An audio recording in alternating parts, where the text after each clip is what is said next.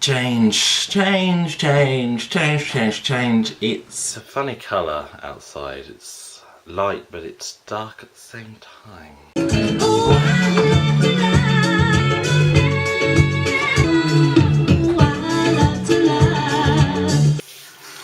The other day, I was cutting the grass. This is particularly significant because it was the third time in my life that I've done it. Change. Long grass to short grass. Change. Change. Change. I used to be incredibly hostile to change. As I'm growing older, I'm realising that change is an inevitable force. Change will happen. And in the vast majority of changes, there is a positive outcome. Sometimes. I still have my sentimentality that pulls me back into believing sometimes change is for the worse. The other day, McDonalds in my town centre of Wellingborough closed and I was very sad. It to me encompassed memory. It to me encompassed. To me, it encompassed memories, and going back into the store, and especially upstairs, brought them back. Memories.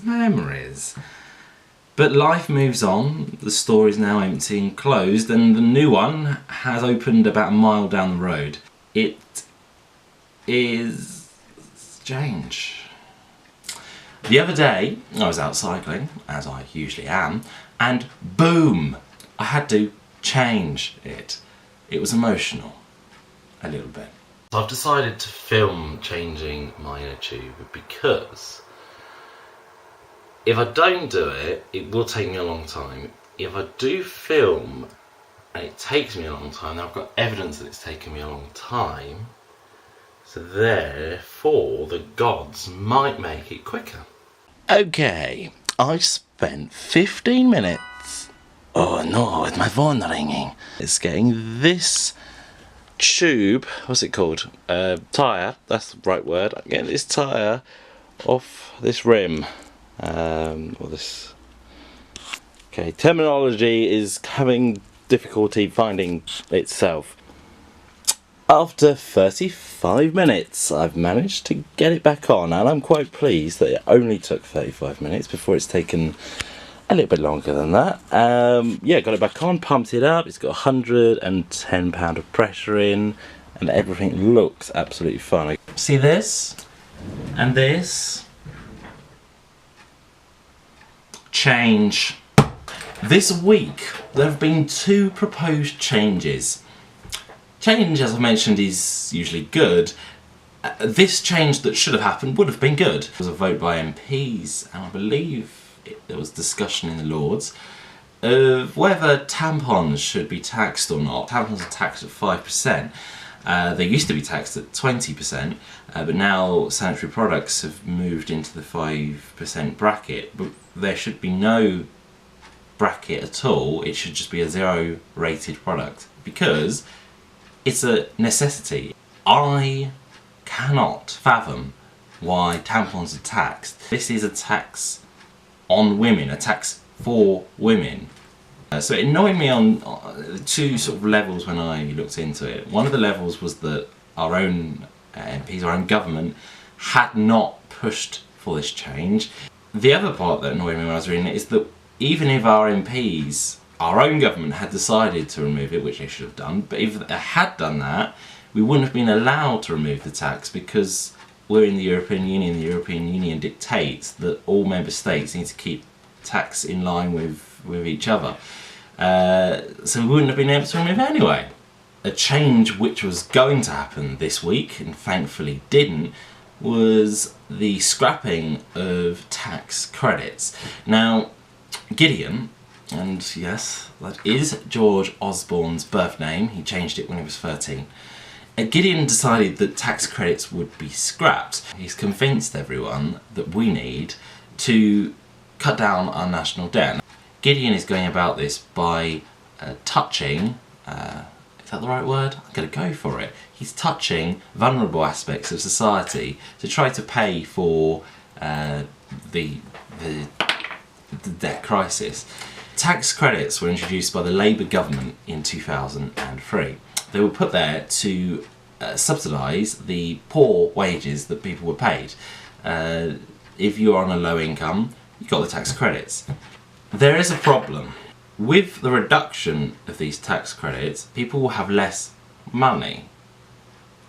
I've read that in the worst situation, families could be £1,300 worse off.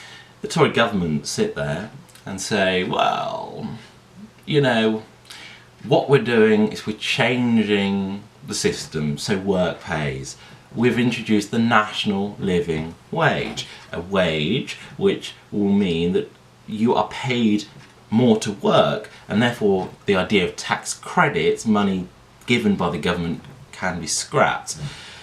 That is a logic which is understandable, making work pay. That's what work should do. Work should make, work should sustain you to survive, to live, which is all great. But the changes that are put in place, is national living wage being introduced, do not subsidise the amount that's being taken by the tax credit reduction. To bring in this introduction of changes so quickly and so viciously, it does not make sense.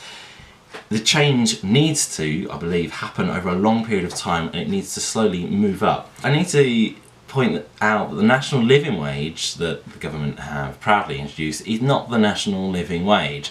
It's just the national minimum wage rebranded as the national living wage. It doesn't abide by the stipulations set out by the Living Wage Foundation, which look at how much it costs to live in Britain. This is the increases that the national minimum wage would have naturally have had to take anyway because of inflation, and they've just rebranded it. Luckily the Lords voted this down. George Osborne was upset, very upset. He looked like he'd taken something to console himself. Well, let's be clear, unelected Labour and Liberal Lords have voted down a matter passed by the elected House of Commons that raises constitutional issues, and David Cameron and I are clear they will need to be dealt with. How? What will you do? Well, look, you will see the approach we will take. He really stated that the Lords were going to get bitch slaps. He really wants the Lords to not have as much power as they do.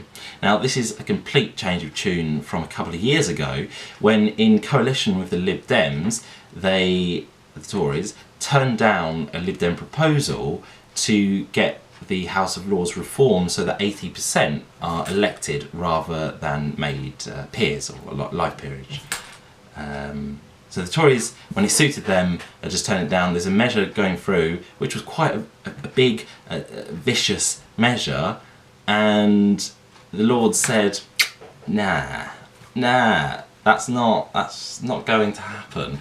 They're saying that this is a constitutional crisis because the Lords voted on a financial matter, and historically the Lords have kept out of voting on any financial measure. The Tories are saying that it was the Labour and Lib Dems that peers, this is in the Lords, that voted them down. It was a cross-party agreement that it should not happen, so it wasn't a political turn down of the lower house's push forward of a certain reform.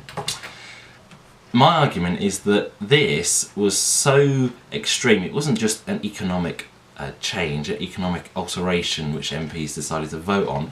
It was an economic intervention which had enormous social and cultural consequences, and therefore the Lords had to put a brake on it.